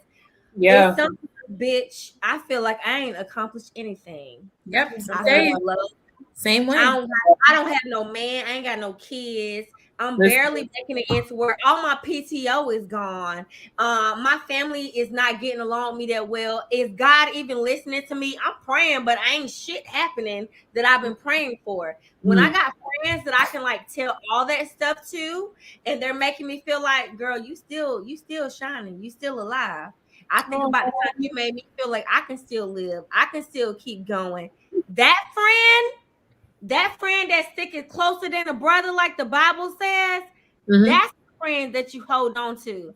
Not the one that's gonna get mad because you missed their child's birthday party, or you missed their brunch, or you missed an event for them. Life is gonna happen. That's the thing about having friendship in your 30s. Like I've missed some important things with friends that I love, and I hold them close to my heart. But I just couldn't make it. I couldn't be there. It didn't mean that I didn't love them. I didn't respect them. I didn't honor their humanity, honor their life. Bitch, I just couldn't come. Okay, that might be that I don't love you. I just could not be there. But those friends that I know, like Imari, like I told y'all, I didn't hear from her all day. I ain't talked to Imari all week, but she showed up. I'm here. That friend that shows up, you really need them. Like when you're trying to like pray your family through like a tragedy. Imari, when Stevie died, Imari was right there. I'm screaming on the phone, crying. Imari, right there. And there's other people that I can call on. If to me, I find my friends that are in tragedy with me, the friends that are like in hard times with me. Well, why am I about to cry? You can show up for the good times. You can show up for my lunch party, my brunches, all these things, these great things that I'm doing. Like, show up with your big face. But can you come to my house when I am fucked up, Imari? Like, Shonda, I was in the dark. All the lights was down. My house was dark. I'm sad over a breakup. I don't even know how Shonda got in my house. I have like control gates. You gotta have a code. Shonda was on the door knocking. Do. She didn't say nothing to me. She walked in the kitchen, started cooking me breakfast. She laid in the bed with me and helped me. She brought me back to life. Those are the friends that are most important. Yep. The friends that are going to bring you back to life when you're feeling like you're dead inside, that you can't go on, nothing happening for you that's good. They're like, Jaymee, you a bad bitch. Get up. Ain't she though? It's that friend. It's that friend. Them other friends, they there for the good stuff. And it's cool. You honor them for where they are in your life. It's cool. But like, in the trenches, those are the friends that I'm gonna always show up for. I'm gonna always. You need $1,000, but I ain't got it. But I'm gonna find it. It's that friend. You do what you got to do for that friend. You need some gas in your car. You need Here's some gas. my Sam's Club card. Okay, let's go. So broke. Okay. We went through a rough time. We were so broke. Her mama pulled up with her Sam's Club card and put gas in Imari's car. We were so broke. Oh my Lord. What about I agree with that 100%. And like people were coming to my mind. That was beautiful. By the way. It's just Thank you. I feel like the friends that I can be like 100% vulnerable with, whatever that is, and they're gonna stick by my side 100%. Those are the friends I want in my life. Because I said this earlier today. Was it to you? I don't know if it was to you, but like your friends really become like sometimes like family, closer than family. Like you feel more open and vulnerable with your friends than you ever would with like your mama, your cousin, your sister. And I think that's so beautiful because I just like we've been blessed with people who can do life with us. That's why it's hard sometimes to let friendships go. But I feel like I've had to let friendships grow when like there's no reciprocity. If that's the right word. Yes. Where like you will show up for a person like that. Like, yes, I'm gonna be there for you like that, but they're not showing up for you in the same way. And when you're trying to talk to them about it, they may be dealing with their own insecurities, their own issues, and they just can't be the friend that you need. So it's like, do you go through that journey with them? Or is it like, you know what, you're not giving me what I need, though I love you, I have to let the friendship go? Because I've been in that position before where it's like, I love this friend and I want to make it work, but they're not giving me anything. So if you are not showing up, do I stick by your side or do I let it go? Yeah, can I ask that?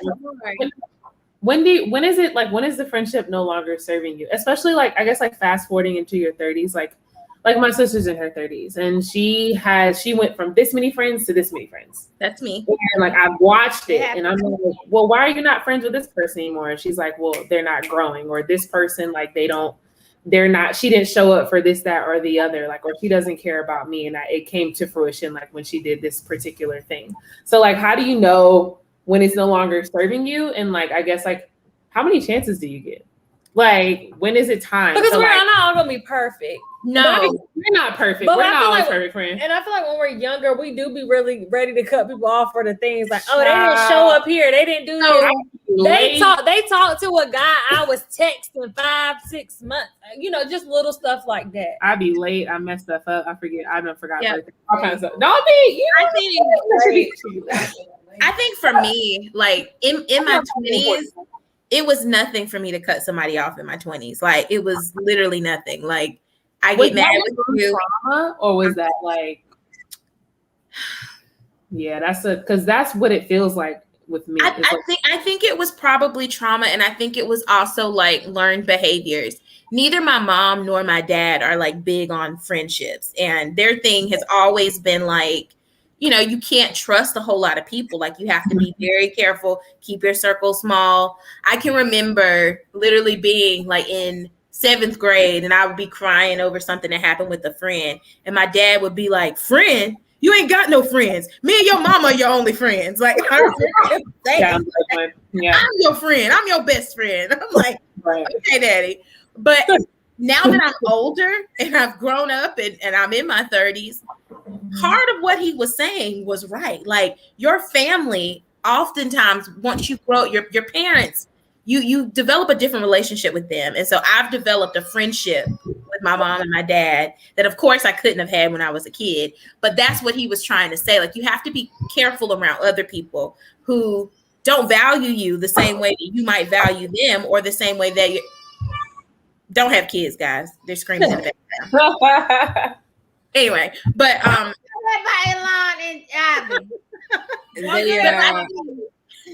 think for me though, like now I am trying to do a better job of being a better friend, and not so much of focusing on what this other person didn't do, but just me making sure that I show up for other people.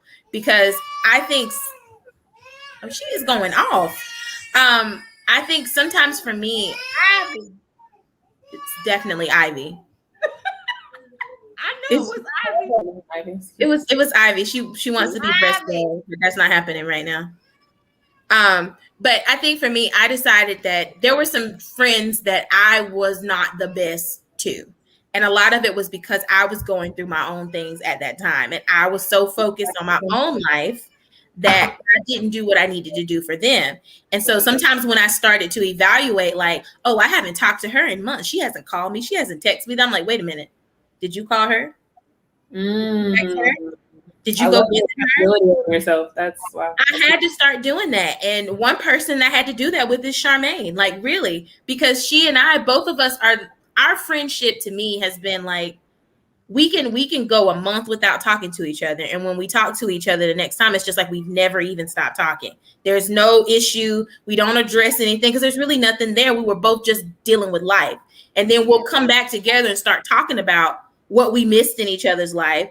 And we're like, dang, I wish I would have known that you were going through this or whatever. But we were just both dealing with our own things. So like she mentioned not coming to a baby shower. She didn't come to my baby shower because she had something. She was sick during that time, actually. But she was in the hospital, literally. Like she was texting and she was going to the hospital the same day of my baby shower. But when it was time for my son to be christened, I had a really small christening at my little old country church. Charmaine drove from Richmond just to be there for 2 hours and then went back home. Like those things matter to me. You know, and it's not just about her showing up for that one event, but it was just the fact that, you know, she was there for me. And I expected her to be there for me because that's who she's always been for me. But I want to work on being there for her more. Because I know that I've let my relationship, I've let my children. I can say the same thing about my friend Sharice. I've done the same thing when it comes to her because, you know, I have a godson that I haven't really seen that much because I got pregnant back to back. I was so into my own life that I did neglect some of my friends. So yeah, I'm definitely going to take accountability for that. And I feel like friendship does change, but when it changes, you have to evaluate, am I the cause of the change? Mm-hmm. Is it happening because of me? Are they moving on with their lives and with their friendships because of the behaviors that I've exhibited? Or is this something that they're dealing with personally? And if they're dealing with some person, with themselves personally, sometimes you have to let them have their time to themselves to figure out whatever it is that's going on in their lives. Because if you walk away every time a friend has some kind of tragedy or something that happens, Jesus Christ, she's just going off. You're gonna be walking. Give her the food. I'm just gonna mute for a second. Let me. I think that to piggyback on what Imari was saying, I feel like we got to give our friends grace too. Yeah. Like your friend was, if life didn't happen for your friend and they were gonna be there like in any other time. Look at my baby. Oh, sis. It's okay, sis. Get your milk. Like auntie. She looks so mad. She is pissed. But I feel like you should give your friend grace. Like, we all got stuff going on in our lives. We never know what's going on with our friends. We never know what's happening with our friends. There are some things that I've shared with Imari that I don't tell nobody. And then there's some things I'll never tell Imari. And I'm sure there's stuff she has going on in her life she'll never tell me. And we have to make way for that. And just be like, when she's ready to tell me, or if she never tells me, I'm going to still be there for my friend. I think it's just a matter of you saying, how important is it for this friend to be in my life, and am I okay if they're not there? Yeah, am I gonna be okay? And if I can't imagine life without Imari. I'm gonna just say that there are some friends that I'm like, bitch, bye. But I also what I want to talk about, what I want to say is, I think that I don't know if this is generational. I don't know if it's like learned behaviors. I don't know if it's the society we're living in. I think that it's hard for friends to sit down and have honest conversations about things that may have upset them. It's like the hardest to talk to a friend about something they did that upset you. It's like you have so much anxiety about it. You want to go talk to X, Y, and Z. How should I approach this conversation? But instead of going to the person, you would rather just cut the friendship off. Like, whatever. I don't know. I think people are afraid of you before. Yeah, and we talked about it. Yeah, we have, but I think that. But why did you talk about it? I think it's hard for people to confront. And I think it's hard for people to confront their issues. And so friendships will die because what? She not getting rid of me. Because what? I said because we love each other and she not getting rid of me. I feel like if you have that love and you're like, I honor the vulnerability and humanity of who Imari is, and Ashonda and Kavette and some of my other friends. I honor who they are so much as a person. I'm not. I'm willing to let my ego go to be like. That's it's ego and pride. People need my girl. I need my girl. And pride, they will not let it go. And I feel like we live in a cancel culture where people are like, whatever, I'm done. I got X, Y, and Z other friends. And you see that a lot where it's like friendships will die because of ego and pride and people's inability to confront issues head on that they have a problem with. It's not that important. If I'm willing to let you go over my ego because I can't say, girl, you hurt me. Bitch, you hurt my feelings. You hurt my feelings. You made me feel small. You made me feel like what I had to say was insignificant. You made me feel like what I was saying was not important. You act like my life was not that, grand enough for you. That hurt me. If I don't feel safe enough, because that's really what it is. We don't feel safe enough with our friends. We don't feel like, they're not going to judge me. They're not going to make me feel X, Y, and Z. That's why we're not as open with our friends as we are with other people. If I, in my 30s now, approaching 40s, if I can't feel that type of vulnerability, I'm not friends with you. That's right. If I can't show up as my full self, if I can't be Charmaine, the mess that will cuss you out but will pray for you in the name of Jesus, if I can't be that Charmaine, I'll just leave you where you at. Because first of all, life is too short. I don't have time to give you whatever you feel like I need to give to make you feel comfortable. I want to feel comfortable, and I also want you to feel comfortable to be your full self. Like, what are we doing if we're not being our full self with our friends? Right. Like, what are we doing? We're wasting time. If I can't do that, then bye. So what if you can do that and you go to the friend and you are vulnerable and you are trying to make the friendship work and they just ignore it. They're done with you. Let them be done then. You don't need to, regardless of whatever, once you've given something your best try to make something right and someone isn't open to it, you have done your due diligence and you are well within your right to decide that you won't beg someone for their time or their energy. Right. No one person is that important for you to beg them to stay in your life. Can I ask about the navigation of, and again, this is forward thinking because it may not necessarily happen for me, but one thing I'm also thinking about myself, like I have friends who have children, I have friends who are married, and I think that those friendships have changed in terms of how they navigate their time and their attention towards the friendship. And so, like, how do you individually navigate that? Like, once your friends start having children and when life just is going, everybody's on a different stage. Life is going a million miles a minute. So, like, what does that navigation look like? For me, I hadn't seen Imari since Ivy was born. Since Elon's baptism. I hadn't seen them. I hadn't even met Ivy yet. I said, I miss my friend. I'm gonna show up at her house. I showed up. I was there when she was feeding the kids. I was there playing on the floor with the kids. Whatever I had to do to be present with my friend because I knew she couldn't stop her life. She had two kids under 2 years old. Do I want to like catch a hissy fit because she can't go to brunch with me and get shrimp and grits and get bottomless mimosas? Or do I want to show up at my friend's house? Or you can bring the bottomless mimosas to her. Oh, I can bring it to her house and show it to her. You know what I'm saying? For me, my friendship was more important. My friendship to her was more important than her showing up with me at Noma's because that's the little place in Raleigh.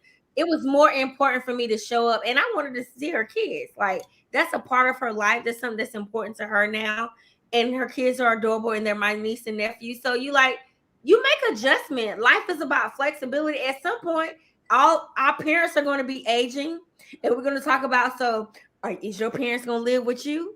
Or are you gonna have like an in-home nurse? The conversations are gonna constantly change, and it's about just being flexible and my friend is more important to me than being comfortable. We're always gonna be uncomfortable. We're not gonna always be in our 20s or no, even in our 19s because me and Imari was throwing parties when we was in our early 20s and 19s. But life is not like that anymore. I think it's about being honest about where your life is at the moment and just making those adjustments and what's more important to you. Is it more important for you to be comfortable at brunch, or do you want to show up with your friend because your friend hair is probably falling out, her edges is probably falling out. I'm not saying your edges are falling out, but your edges are falling out. They did. I lost all my edges after I had both kids. You know what I'm saying? You try to feed your kid and all these things are happening. And I loved her so much. I loved her so much. I was like, send me your address. Like, what do you need me to pick up food? I'll pick up food on the way there. I miss you so much. I ain't seen your youngest baby, but I need to see y'all. I need to lay my ass on y'all. And then it's the same thing. She was like, I know I've been missing your birthday because my kids' birthday are in February and March, but I love you. She's like, I'm gonna figure it out. So it's like we just been, just making it happen. Like I love her so much. It's like I understand. I think it's all about understanding, and you'll see, Rachel might get married next year. Jaymee might get married next year, and y'all might not be like, girl, a year ago, we was on Purposely Petty. We was having Merlot, and we was having Cabernet. We were having all these bomb wines, and now you're getting ready for your wedding. And life happens, and it starts going fast like that. We pray in the name of Jesus. Me and Imari did not go to Shonda's wedding. Neither one of us was at Shonda's wedding. Nobody knew I was getting married.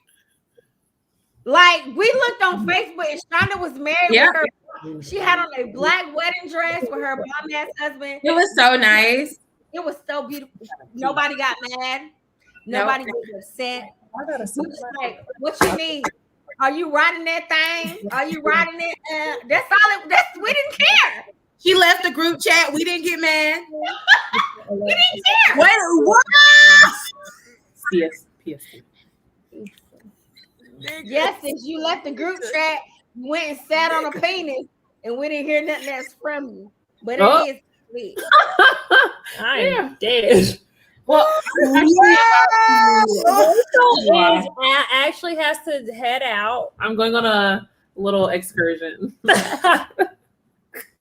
A date? It might be a little date. Anyway. Oh my goodness! But no, I didn't want to talk about religion, but we can hang up. It's cool. We can hang up. We can stop. I mean, we can have. I would love to have a part 2. I have a lot to say about the church. Being. I have a lot to say about the church. I would love to hear the 20-something opinion on that. So I think we definitely need to do a part 2. I would love. We can do it next week. That's fine. Let me look at my schedule. Oh, sorry, she's so famous. I have some plans next week. Oh yeah, you do got plans. The whole week? What you doing?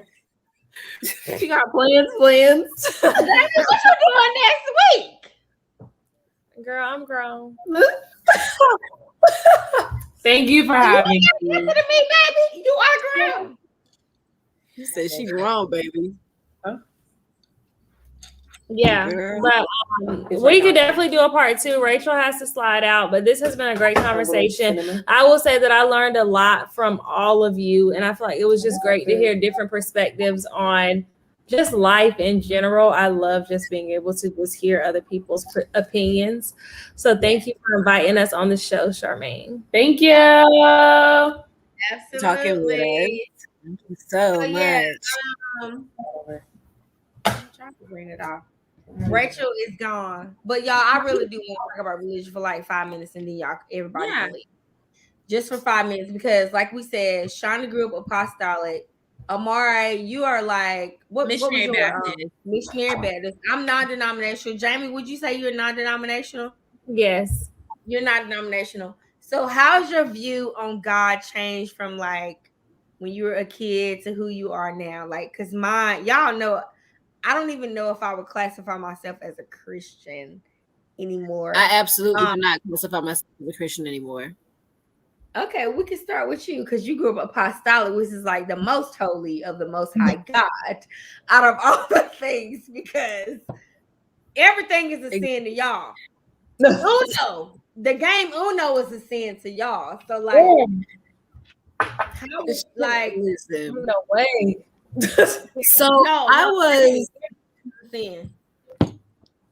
So as a kid, I was just really inquisitive. I was always reading. I was always getting in trouble in church for reading a book instead of reading the Bible. Like I was always reading something that was challenging everything that I was being told in my face.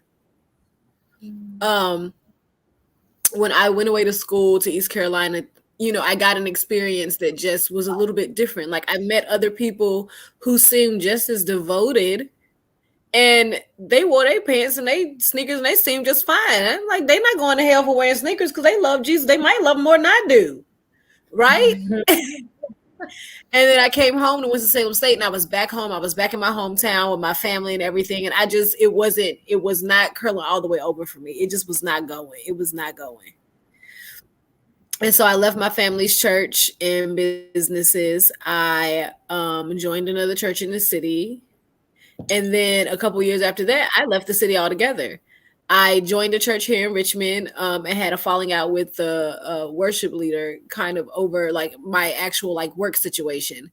Like I was at work and had to work late and missed out on a service and couldn't be fixed. And after that situation, I haven't gone back to another church since then. Just because as an entertainer, like I get it. We as women, especially vocalists, we use our gifts in church because that's what we got. But I have a problem with churches paying the musicians and not paying the vocalists. But the vocalists have the same expectation to be present and accounted for at every service. And it just things were just not lining up for me in such a way that like my understanding of the God that I wanted to understand didn't always align with what I was being taught. And I couldn't reconcile all this anger and all this love. Like it was like this sounds like abuse. This sounds a lot like abuse.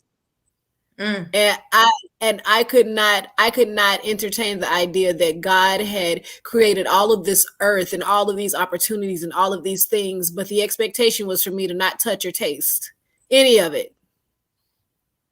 Like, it just didn't make sense to me. It was like, why would God set me up like that?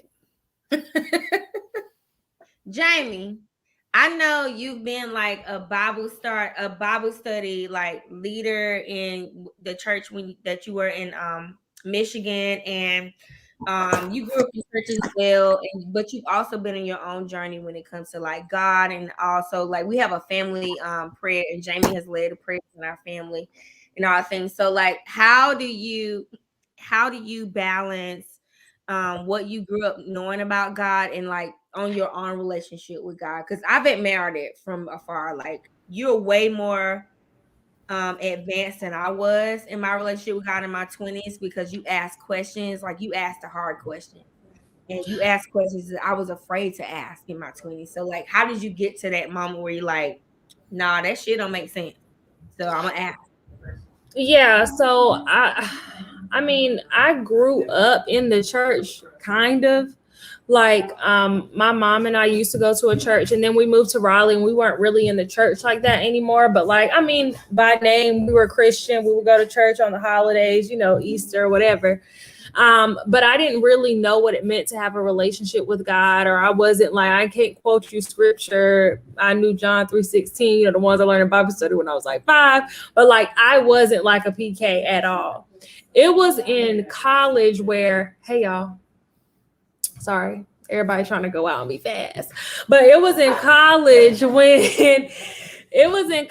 when like, you know, just life hits you. You start to deal with life as an adult, or you're dealing with like worry, anxiety, stress. And like, I didn't really know what to do, but I would always call my Aunt Mary, because I knew her to be a woman of faith and a woman of prayer.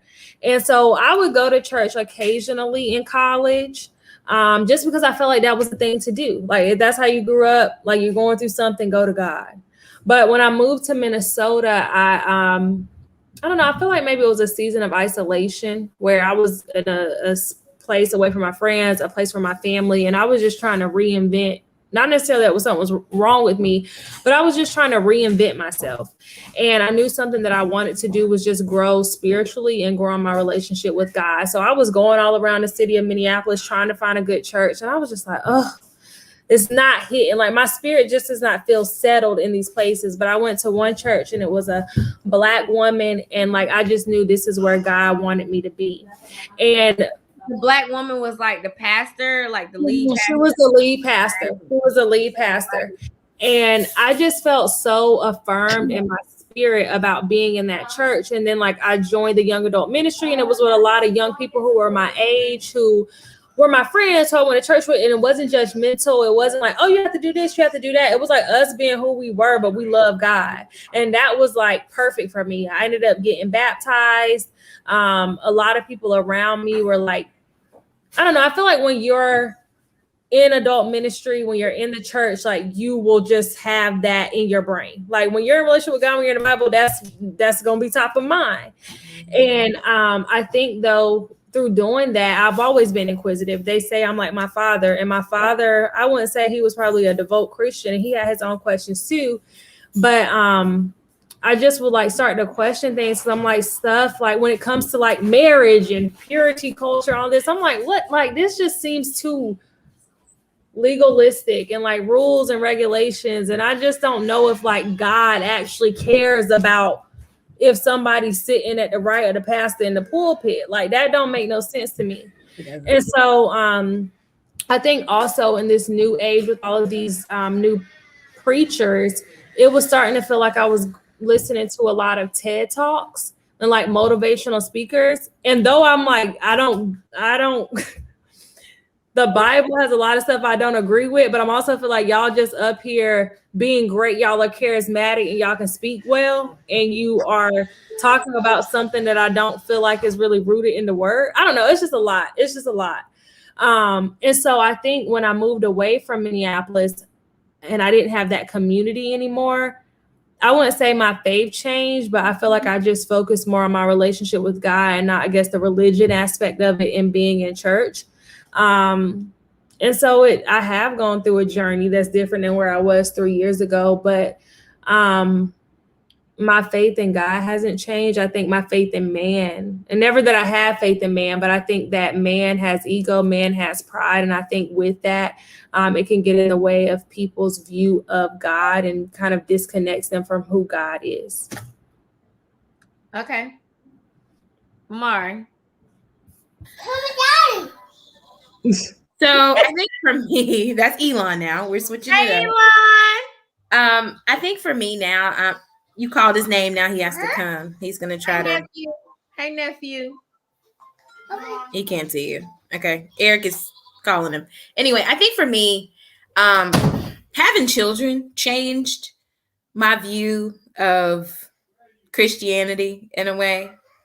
I think because I started really thinking about some of the things that I was taught as a child and whether or not I wanted to teach these things to my own children. And I think after like talking it out with Eric, because you know, Charmaine, you and Eric have had conversations about the Bible. He's just as passionate as Mal is. Me and her husband was on the way to the club talking about Genesis, Exodus. We were talking about Adam and Eve on the way to the club. And he will argue. I was like, no, because it says this and and then he was like, no, Charmaine. I'm like, it was so intense. I was like, Imari, you got to marry him. It was very intense, and he's really like, he's very spiritual, but neither one of us are real religious. And I was not churchy at all. No, and like I grew up in the church, like singing in the choir whenever I was 3.5, 4 years old, going to oratorical contests, you know, talking about God, winning them, all kinds of stuff. I was all over singing, everything. Like I grew up in the church. But I think for me, when I got to a certain age, probably like middle school, high school, I started noticing like the favoritism of certain people. You know, these are the people who are in like the in crowd. They're the clique with the pastor, and you know, the pastor goes to their house and at the you know, after the church service to eat, and you know, those are the people who are selected for certain things. And I started seeing the favoritism, and I was like, this seems a lot like what happens like in the real world. Like, what is the difference between this and what's happening at school or what's happening, you know, everywhere else? The church started to feel a lot more like the world to me. And I had to realize that God was also outside of the church. And that a lot of times the churches I was attending, God wasn't there anyway. Like he had never stepped foot in there. You know, that wasn't him. It was some other people. And so once I realized that, I said, I have to find him and get to know him for myself. And I'm still at that place now. I think I'm really figuring out what I believe. And I think it changes. I think it changes constantly because I start to learn more and I start to interpret things differently the older that I get, you know, and I start to realize that I was being fed what they wanted me to know, not really what God wanted me to know. You know, what I was learning wasn't necessarily biblical. It was, you know, like Jaymee said, it was a lot of like rituals. And, you know, I remember being 5 years old and I had on a sleeveless dress, and a mother of a church came to me and said that I didn't need to have my arms out in the house of God. I was 5. I was 5. And it bothered me so bad. Like, what in the world are my armpits gonna do to somebody? Like, am I going to hell? Like, because I had my arms out? Like, I mean, and people don't realize what they do to children. Like in early times, early ages, when you start to, you know, perpetrate your own feelings and thoughts or whatever onto kids. And, you know, some of those same things, you can't walk behind the pulpit. If you do it, you know, that's wrong for you to walk back there. You know, certain things, you can't get up in the middle of the service without sticking your finger up. Just silly stuff. Like you said, Jaymee, God does not care about any of that. He doesn't care about any of that. And I think that's some of the stuff that turned me off from being like a regular church goer, because I went to church every second and fourth, and then we started having first Sundays. So I would go to church first, second, and fourth. I would only miss third Sunday because we didn't have church. And I did that pretty much my whole life. But when I became an adult, it was just like, I'm gonna pull open this Joyce Meyer devotional, and I'm going to read that Brown Bible app, and I'm going to start studying for myself. I'll watch a little Joel Osteen here and there, listen to some Sarah Jakes and, Roberts and figure out some things for myself. Because at the end of the day, that pastor's not going to be there with you on Judgment Day if that's what your belief is. He can't stand with you before God to say all the things you did in the church that were so great that makes it where you deserve to get into heaven. Like that doesn't happen. I have to do this on my own. So whatever I believe, has to be my pure thought and my pure belief. And I want my children to do the same thing. I don't want them to be like force fed any type of religion. I just don't. So I think it's changing. I think with the pandemic, it's changed. Seeing so much death happen. She changed her name to Can't Get Right.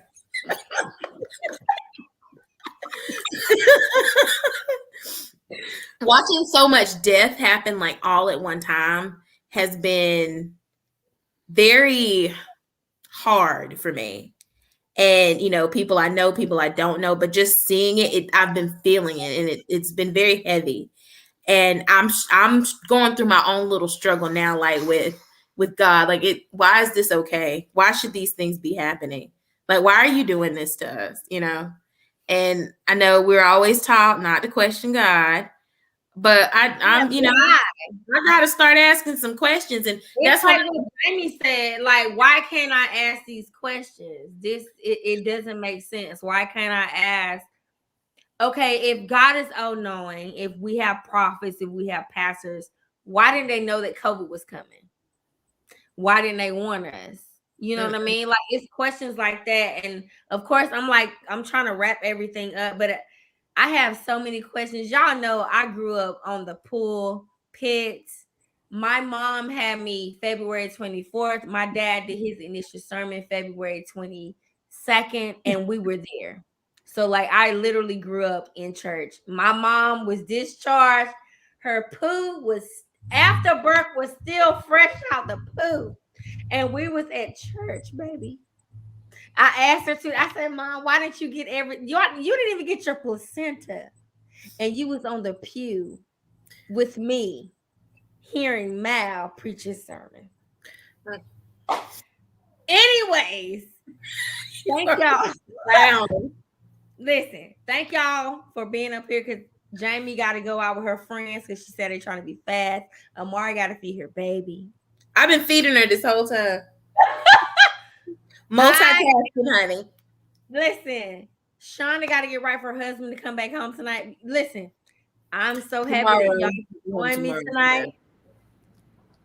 Thank you for talking. Thank you for being honest. Thank you for being transparent. I definitely want us to all talk again. I actually want us to have a conversation outside of like social media, because we real and down with it. Like, without all this stuff, because I feel like with a lot of mimosas, we can really get down to it. Baby, do it like it's my B-day, baby. All your drinks will be fulfilled, okay? Fulfilled. Okay. Did you cough at me? Cough. But no, seriously, thank y'all for being so open and honest and transparent and just, sharing your stories. Jaymee, thank you for being so open. You're always like, this is what it is. I'm a bad bitch, but I still got questions about this. Y'all, me and Jaymee are like 10 years apart. She's the baby. I'm the oldest. And I just like adore her. I'm just so proud of her. So like, I love y'all's relationship, by the way. Yeah, I think it's so beautiful. Yes. We're always texting. I'm like, girl, you in your 20s, but I'm still experiencing the same shit in my 30s. Okay. And there's nothing wrong with that. Nothing wrong with it. Nothing wrong with it. But yeah, thank y'all for joining Purposely Petty. Everybody will be back here next week, 8:30. Tomorrow, I am dropping Miles with Maine. Of course, I want everybody to join me for my birthday trip. So I'm dropping all the details tomorrow on mileswithmaine.com. The whole blog, all those things, travel things. So make sure y'all pay attention to that. I want everybody to turn up with me. I want everybody to have shots with me, have drinks with me for my birthday trip. Are we doing one shot per year like we did on my birthday or not? Oh, we are. We are doing 30 shots over the course of 4 or 5 days. Okay, because I'm about to say, who is we? We. This friend. Oh, Charmaine did it with me. We did them all in one night too. Oh my God. I was turning 29. We're turning 29. No. I'm not allowed to drink, so I'm already tapped out. Thanks, guys. Okay, so we'll do 29. I'm trying to decide. We can do that. Okay, for your Okay, singer. Okay. Ooh, hey. Okay, we'll do that for your birthday. For my birthday too. Whatever we gotta do. Anyway, everybody, Mouse Man is dropping tomorrow. Always Charmaine.com. Check out Imari stuff. Check out LaShawna's stuff. If you need stuff with marketing, check out Jaymee. Everybody, I love y'all. Thank y'all so much for joining Purposely Petty. Everybody have a great night. Nice. Good night. Thank you.